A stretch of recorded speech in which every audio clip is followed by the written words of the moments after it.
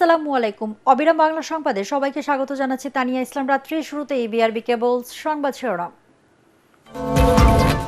হৃদরোগের হিমঘর থেকে সোহরাওয়ার্দী মেডিকেলে ওসমান হাদির মরদেহ। দুপুরে সংসদ ভবনের দক্ষিণ প্লাজায় জানাজা, পালিত হচ্ছে রাষ্ট্রীয় শোক।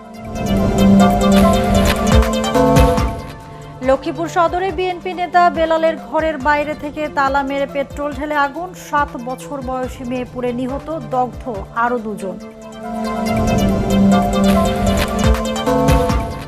সুদানে জাতিসংঘ শান্তিরক্ষা মিশনে সন্ত্রাসী হামলায় নিহত 6 বাংলাদেশি শান্তিরক্ষীর মরদেহ দেশে আনা হচ্ছে আজ, দেয়া হবে রাষ্ট্রীয় মর্যাদা। এবং কুমিল্লা 11 আসনে অনেকটা দাপটে আছেন জামায়াতের প্রার্থী তাহের, ভোটারদের দাঁড়ে দাঁড়ে যাচ্ছেন বিএনপির প্রার্থী কামরুল হুদা।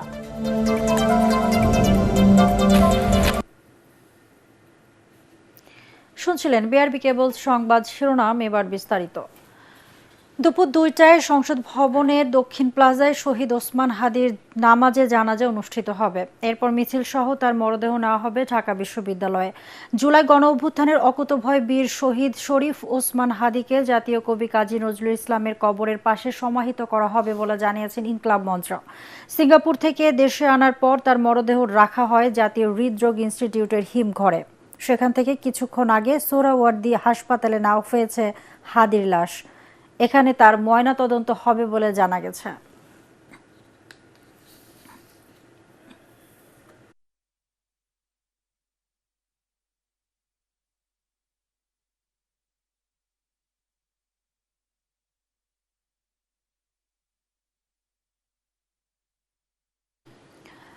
দর্শক, এই মুহূর্তে হাসপাতালের সামনে আছেন সহকর্মী ইমদাদুল্লাহ বাবু। আমরা সর্বশেষ খবর জানতে সরাসরি চলে যাচ্ছি তার কাছে। বাবু, হাদির মরদেহ হৃদরোগ ইনস্টিটিউট থেকে সোহরাওয়ার্দী মেডিকেলে নেওয়া হয়েছে, তো এই বিষয়ে আপনার কাছে কি কি তথ্য আছে আমাদেরকে বিস্তারিত জানাবেন।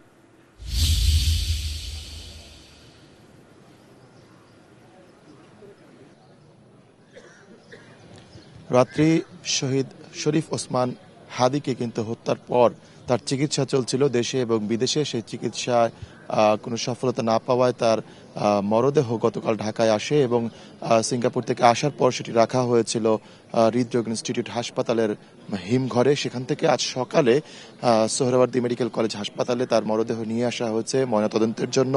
সেখানকার ফরেনসিক মেডিসিন বিভাগের চিকিৎসকরা ওসমান হাদির ময়নাতদন্ত করবেন, কারণ যে হত্যাকাণ্ডটি ঘটানো হয়েছে তাতে গুলি ব্যবহার করা হয়েছে এবং এই ধরনের যে হত্যাকাণ্ডর ঘটনাগুলো ঘটে থাকে সেক্ষেত্রে মামলা পরিচালনার জন্য আসলে ময়নাতদন্তের প্রয়োজন হয় এবং সেই প্রয়োজনীয়তার তাগিদেই কিন্তু হাদির মরদেহ আনা হয়েছে সোহরাওয়ার্দী মেডিকেল কলেজ হাসপাতালে। এখানে ফরেনসিক মেডিসিন বিভাগের যে চিকিৎসকরা রয়েছেন তারা মূলত তার ফরেনসিক যে জাজগুলো রয়েছে, পরীক্ষাগুলো রয়েছে সেগুলো করবেন এবং সেখানে বিভিন্ন রকম যে মেডিকেল টার্মিনোলজিগুলো আছে সেগুলো যেগুলো দেখার প্রয়োজন রয়েছে সেগুলো আসলে দেখা হবে। তো এরই মধ্যে আপনি দেখতে পাচ্ছেন যে সোহরাওয়ার্দী মেডিকেল কলেজ হাসপাতাল এলাকার যে মর্গ রয়েছে সেই মর্গের আশপাশে কিন্তু ব্যাপক আইন শৃঙ্খলা রক্ষাকারী বাহিনী মোতায়েন করা হয়েছে। একই সাথে মোতায়েন করা হয়েছে সেনাবাহিনী, পুলিশ সদস্য এবং বিজিবি সদস্যদের।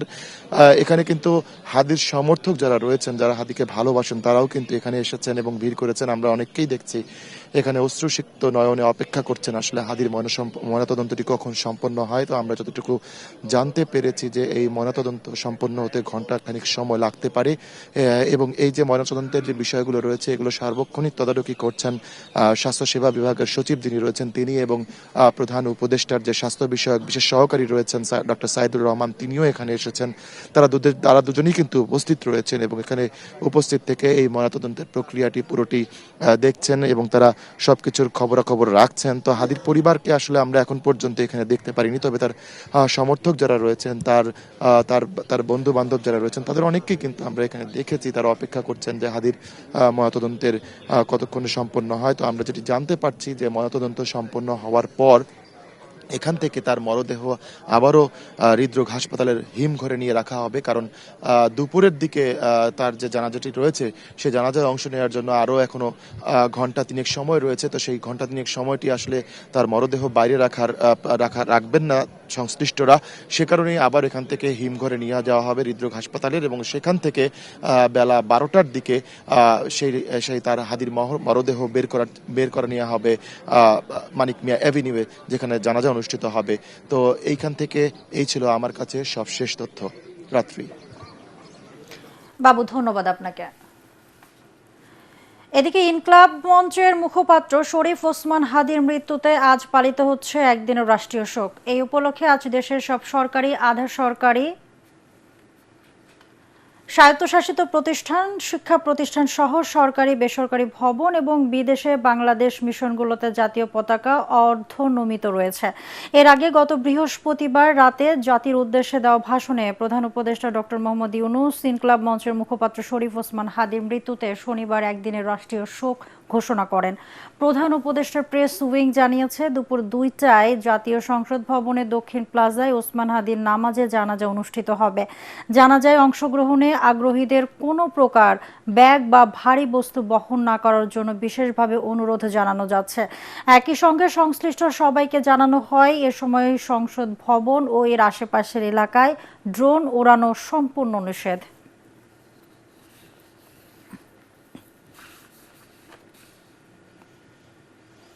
লন্ডনের উদ্দেশ্যে ঢাকা ছেড়েছেন বিএনপির ভারপ্রাপ্ত চেয়ারম্যান তারেক রহমানের স্ত্রী ডাক্তার জোবাইদা রহমান। সকাল 8:30টার দিকে কাতার এয়ারলাইন্সের একটি বিমানে যুক্তরাজ্যের লন্ডনের উদ্দেশ্যে ঢাকার হযরত শাহজালাল আন্তর্জাতিক বিমানবন্দর ছাড়েন তিনি। আগামী 25 ডিসেম্বর দেশে ফিরছেন বিএনপির ভারপ্রাপ্ত চেয়ারম্যান তারেক রহমান। দেশে ফেরার অংশ হিসাবে এরই মধ্যে তারেক রহমান ট্রাভেল পাস নিয়েছেন। পরিবারের 3 সদস্য সহ মোট 6 জনের জন্য বিমানের টিকিটও কেটেছেন। বিএনপির পক্ষ থেকে জানানো হয়েছে, বাংলাদেশ বিমানের নিয়মিত বাণিজ্যিক ফ্লাইটে তারেক রহমান দেশে ফিরছেন। 24 ডিসেম্বর তিনি দেশের উদ্দেশ্যে রওনা করবেন এবং বিমানটি ঢাকায় অবতরণ করবে পরদিন অর্থাৎ 25 ডিসেম্বর বেলা 11:55। লক্ষ্মীপুর সদরের ভবানীগঞ্জে ইউনিয়ন বিএনপি নেতা বেলালের ঘরের বাইরে থেকে তালা মেরে পেট্রোল ঢেলে আগুন দিয়েছে দুর্বৃত্তরা। এটা ঘটনাস্থলেই তার 7 বছর বয়সী মেয়ে আয়েশা বেগম বিনতি পুড়ে মারা গেছে। একই সাথে বেলাল সহ দগ্ধ হয়েছে তার 2 মেয়ে স্মৃতি ও বিথি। গভীর রাতে 17 নম্বর ভবানীগঞ্জ ইউনিয়নের 6 নম্বর ওয়ার্ল্ড সুতারগোপ্তা এলাকায় এই ঘটনা ঘটে। বিলাল ইউনিয়ন বিএনপির সহ সাংগঠনিক সম্পাদক। স্থানীয়রা জানান, প্রতিদিনের মতো নিজ ঘরে স্ত্রীর সন্তান নিয়ে ঘুমিয়েছিলেন বেলাল হোসেন।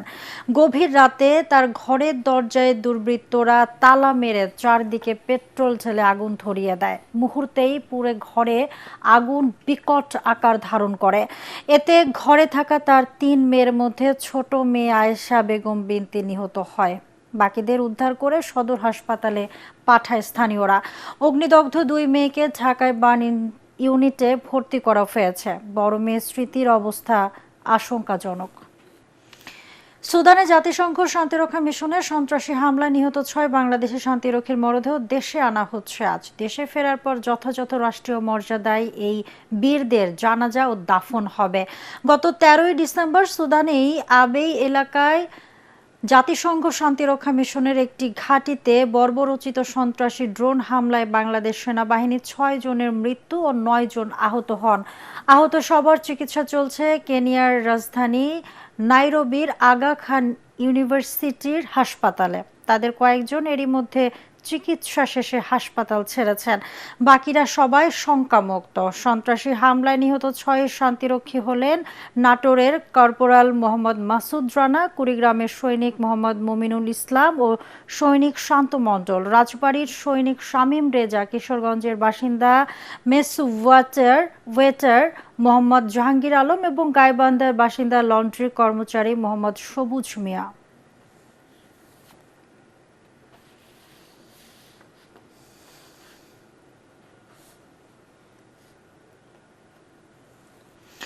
চৌদ্দগ্রাম উপজেলা নিয়ে গঠিত কুমিল্লা 11 আসনে অনেকটা দাপটে আছেন জামায়াতে ইসলামীর নায়েবে আমির ডাক্তার সৈয়দ আব্দুল্লাহ মোহাম্মদ তাহের। তবে এই আসনটি নিজেদের করতে সাংগঠনিকভাবে কমিটি তৈরি করে ভোটারদের দ্বারে দ্বারে যাচ্ছেন বিএনপির মনোনীত প্রার্থী উপজেলা বিএনপির সভাপতি কামরুল হুদা। কুমিল্লা থেকে ফিরে রিপোর্ট করছেন মনির হোসেন তপু। একটি পৌরসভা ও ১৩টি ইউনিয়ন নিয়ে গঠিত কুমিল্লার ১৪ গ্রাম উপজেলা।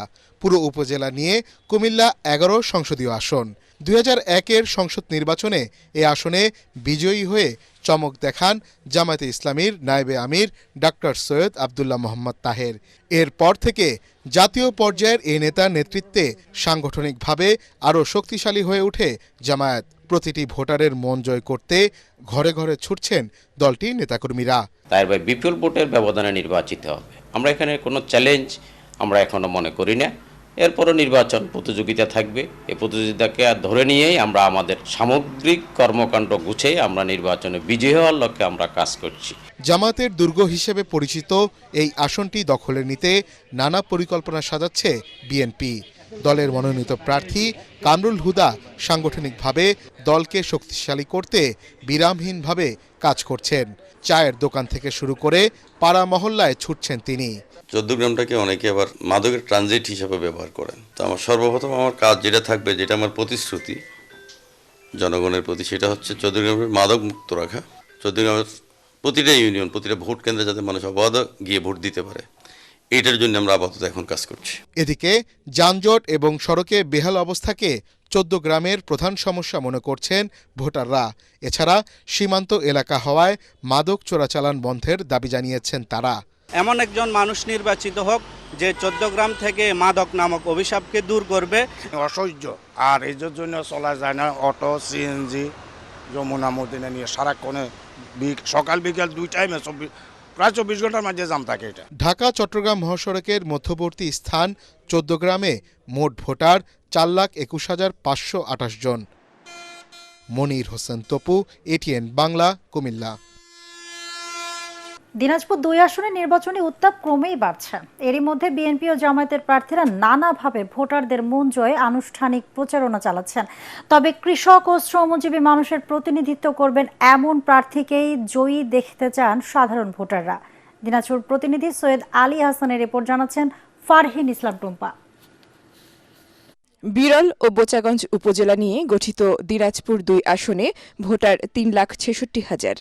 এর মধ্যে পাড়া মহল্লা চায়ের দোকানে চলছে নির্বাচনী আলোচনা, সভা সমাবেশ ও জনসংযোগে অংশ নিচ্ছেন বিএনপি ও জামায়াতের প্রার্থীরা।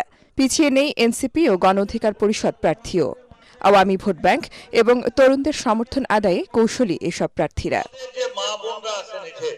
২০০১ সালে বিএনপি, এরপর ২০০৮ থেকে ২৪ পর্যন্ত ৪ বার এই আসন ছিল আওয়ামী লীগের দখলে।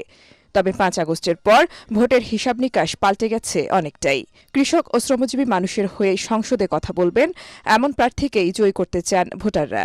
আমরা এমন একটা এমপি চাই, আমরা নতুন ভোটার হয়েছি, আমরা যেন যে কোনো জায়গায় যায় বেকারত্ব না হয়, এমন কোন জায়গায় যায় যেন আমরা ভোগান্তিতে না পড়ি। কৃষকের যারা কাজ করবে সেই ধরনের এমপি আমরা ভালো একটা এমপি চাই।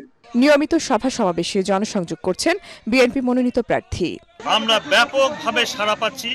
ধর্ম বর্ণ নির্বিশেষে সবাই ধানের শীষের জন্য ভোট দেওয়ার জন্য উদ্গ্রীব হয়ে আছে। জামায়াতের প্রার্থী জানান, মানুষ পরিবর্তন চায়, ভোটারদের কাছ থেকে ইতিবাচক সাড়াও পাচ্ছেন। অসম্পূর্ণ কাজ আছে, নতুন করে কিছু কাজ দেখেছি আমি, যেমন স্কুল, কলেজ, মাদ্রাসা, বাউন্ডারি, প্রতিষ্ঠানের অবকাঠামো, লেখাপড়ার মান, সর্বপ্রথম এই শিক্ষা প্রতিষ্ঠানগুলোকে গুরুত্ব দিব। শেষ পর্যন্ত কার ভাগ্যের শিঁকে ছিড়বে এই আসনে তা জানতে অপেক্ষায় এখন এলাকার সাধারণ ভোটাররা। Bureau report, ATN Bangla. পশ্চিম জয়পুরহাট শহর সরকারি প্রাথমিক বিদ্যালয়ে জীবনের ঝুঁকি নিয়ে চলছে পাঠদান। বছরের পর বছর ধরে স্কুলটির ভবন ঝুঁকিপূর্ণ হওয়ায় মৃত্যু ফাঁদে পরিণত হয়েছে। এতে দিন দিন স্কুলের শিক্ষার্থীদের উপস্থিতি কমেছে আশঙ্কাজনকভাবে। তারপরও সংস্কার বা পুনরায় ভবন নির্মাণে কর্তৃপক্ষের নেই কোনো উদ্যোগ। দ্রুত নতুন ভবন নির্মাণের দাবি শিক্ষার্থী, অভিভাবক ও শিক্ষকদের। জয়পুরহাট প্রতিনিধি রফিকুল ইসলাম রফিকের রিপোর্ট জানাচ্ছেন নিয়াজ জামান সজীব। জয়পুরহাট পৌর এলাকার শান্তিনগর মহল্লায় 1976 সালে প্রতিষ্ঠিত হয় শহর সরকারি প্রাথমিক বিদ্যালয়। এরপর থেকে এই বিদ্যালয়ের ছাত্রছাত্রীরা মেধার স্বাক্ষর ধরে রেখেছেন। 2019 ও 2024 সালে অর্জন করে জেলার শ্রেষ্ঠ বিদ্যালয়ের পুরস্কার। বর্তমানে বিদ্যালয়টিতে 400 শিক্ষার্থী নিয়ে উৎকণ্ঠার মধ্যে রয়েছে কর্তৃপক্ষ। টিনশেড ভবনটিকে পরিত্যক্ত ঘোষণা করা হয়েছে। একমাত্র দুইতলা ভবনটিও 35 বছরের পুরনো হওয়ায় বিভিন্ন স্থানে দেখা দিয়েছে ফাটল। ব্যবহারের অনুপযোগী এসব কক্ষে প্রতিদিন জীবনের ঝুঁকি নিয়ে চলছে পাঠদান। আমরা অনেক দুশ্চিন্তায় থাকি, বাচ্চাদেরকে স্কুলে পাঠিয়ে দিয়ে আমরা বাসায় নিশ্চিন্তে থাকতে পারি না। অনেক জায়গায় ফেটে ফেটে ভেঙে পড়েছে, তো বাচ্চাদের জন্য এটা সত্যি একটা ভয়ের বিষয়। মাথার উপর যে ছাদটা আছে সেই ছাদ ফেটে গেছে। আমাদের খুবই ভয় লাগে যাতে এটি অনেক সময় আমাদের মাথার উপর পড়তে পারে। সব সময় আতঙ্কে থাকি। অনেক সময় স্টুডেন্টদের মাথায় পড়ে, এতে অভিভাবকরা আতঙ্কিত হয়েছে এবং বিদ্যালয়ে পাঠাতে তারা ভয় পাচ্ছে। আমরা শিক্ষক, অভিভাবক, ছাত্রছাত্রী সবাই আতঙ্কে আছি, কখন না কোন বড় ধরনের বিপদ হয়ে যায়। জেলা প্রাথমিক শিক্ষা অফিসার জানালেন, ঝুঁকিপূর্ণ স্কুলের তালিকা পাঠানো হয়েছে, বরাদ্দ আসলে সমস্যার সমাধান হবে। উপজেলা থেকে তালিকা আমরা পেয়েছি, তালিকা আমাদের ঢাকায় প্রাথমিক শিক্ষা অধিদপ্তরে প্রেরণ করা হয়েছে। সেখান থেকে পর্যায়ক্রমে এটা বরাদ্দ প্রদান করা হবে। সারা বাংলাদেশে হাজার হাজার স্কুল না, এটার সময় তো লাগতেই পারে। ঝুঁকিপূর্ণ বিদ্যালয়টির ভবনগুলো ভেঙে নতুন ভবন নির্মাণ করলে শিক্ষার্থীদের উপস্থিতি বাড়বে বলে আশা অভিভাবক ও শিক্ষকদের। Bureau report, ATN Bangla. এবারে খেলার খবর।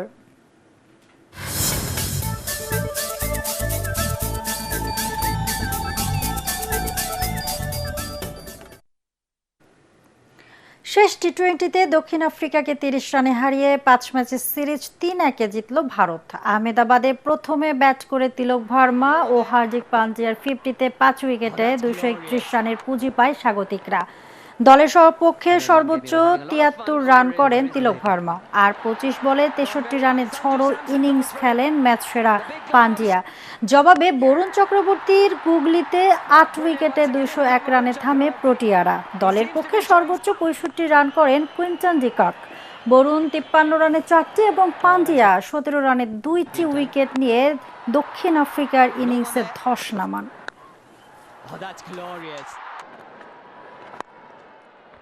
I know in one game you were having a lot of fun over it. Is elated.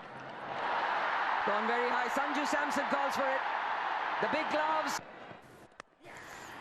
আক্রমণ আর বল নিয়ন্ত্রণে সবকিছুতেই মায়োর্কার চেয়ে এগিয়ে ছিল ভ্যালেন্সিয়া, তবে স্প্যানিশ লা লিগার ম্যাচে তারা প্রতিপক্ষকে হারাতে পারেনি। খেলাটি 1-1 গোলে ড্র হয়েছে নিজেদের মাঠ মেস্তালঞ্চা স্টেডিয়ামে। অবশ্য ফেভারিট হিসাবেই খেলতে নামে ভ্যালেন্সিয়া, কিন্তু খেলার 23 মিনিটে সামু কোস্টার গোলে পিছিয়ে পড়ে তারা। এরপর থেকে চলে ভ্যালেন্সিয়ার গোল শোধের চেষ্টা। বিরতি থেকে ফিরে খেলার 52 মিনিটে হুগো দুরো মায়োর্কার বিপক্ষে যে গোলটি করেন তাতেই পরাজয় এড়ায় ভ্যালেন্সিয়া।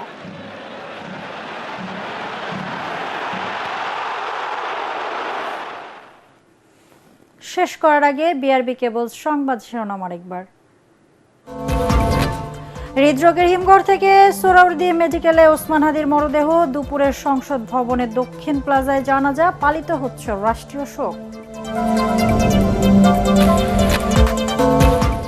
লক্ষ্মীপুর সদরে বিএনপি নেতা বেলালের ঘরের বাইরে থেকে তালা মেরে পেট্রোল ঢেলে আগুন, 7 বছর বয়সী মেয়ে পুড়ে নিহত, দগ্ধ আরো 2 জন।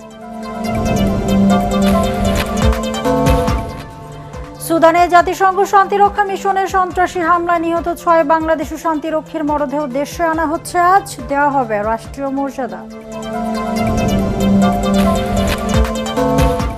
এবং কুমিল্লা 11 আসনে অনেকটা দাপটে আছেন জামায়াতের প্রার্থী তাহের, ভোটারদের দাঁড়ে দাঁড়ে যাচ্ছেন বিএনপির প্রার্থী কামরুল হুদা।